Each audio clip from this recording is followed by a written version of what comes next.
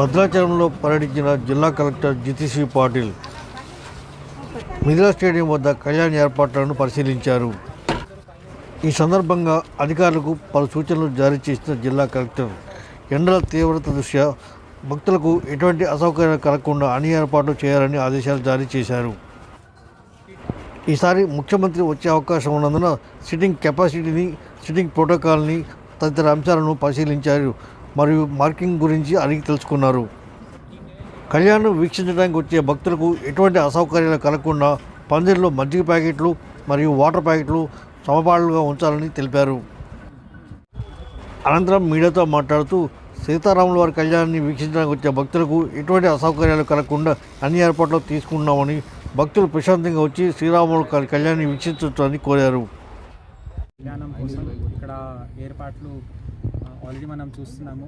That నీడ కోసం poles పాతేయడం జరిగింది. వాటర్ సప్లైది కూడా ప్లాన్ చేయడం జరిగింది.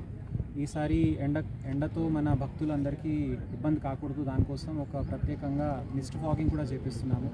సో ఆ ట్రయల్ కూడా మేము ఒక 2-3 రోజుల్లోనే చేస్తాము. భక్తులందరికీ నా విజ్ఞప్తి ఏముందంటే, దయచేసి కళ్యాణం అయినాక ప్రశాంతంగా దర్శనం చేయడానికి పోవాలి. తలంబ్రాల కోసం తొందరపడాల్సిన అవసరం లేదు. దేవుడికి అర్పించి తయారైన తలంబ్రాలు అందరికీ వస్తాయి కాబట్టి మండపంలో ఉన్నదే దానికి ఎక్కువ విలువ అట్లా లేదు.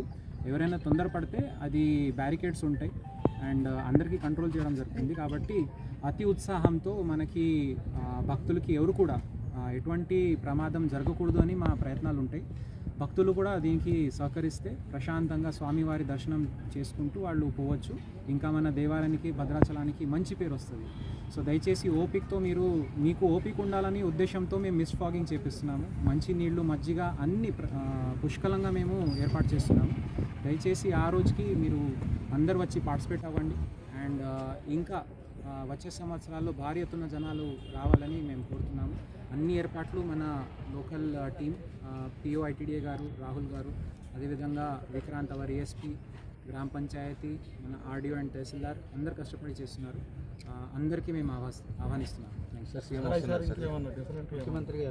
రైట్. సో ఆనరబుల్ సీఎం గారిది ఇంకా టూర్ ప్రోగ్రామ్ మాకు షేర్ అవ్వాల్సి ఉంది. అంటే ఇంకా అది రాలేదు, but we're waiting for that. దానికి అరేంజ్మెంట్స్ ఎట్లా చేయాలో అది కూడా మేము అంచనా వేసుకొని పెడుతున్నాము. దట్ వస్తే ఎక్కడ మనము ట్రావెల్ రూట్ పెడతాము. తర్వాత ఐటీడీఏ మ్యూజియం చాలా వినూత్నంగా మన పిఓ గారు అద్భుతంగా తయారు చేశారు. మన ట్రైబల్ సాంప్రదాయానికి హైలైట్ చేయడానికి ఎంతో కృషి అయినా చేస్తున్నారు. సో తప్పకుండా అది కూడా హైలైట్ అవ్వాల్సిన అవసరం ఉంది. Definitely we will work for that. Sir, ఎంతమంది వచ్చే అవకాశం ఉంది? అంటే ఇప్పుడు టికెట్ సేల్స్ బట్టి మనము అనలేము, కానీ మన ఇది టోటల్ హోల్డింగ్ కెపాసిటీ మన వెన్యూది అయితే ఒక 16,000 దాకా ఉంది. సో 16,000 ప్లస్ కానీ ఫ్లోటింగ్ కూడా ఉంటాయి.